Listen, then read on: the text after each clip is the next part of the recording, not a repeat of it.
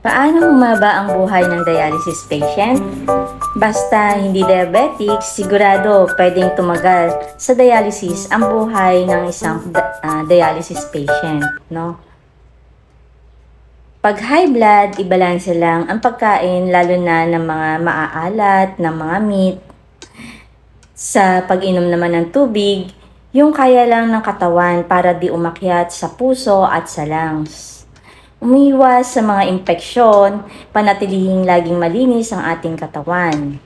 Pag may napapansin kakaiba sa katawan natin at may nararamdaman, ipa-check up kaagad upang maagapan. Huwag hayaang ma-depressed or malungkot sa dinadaanan natin sa buhay.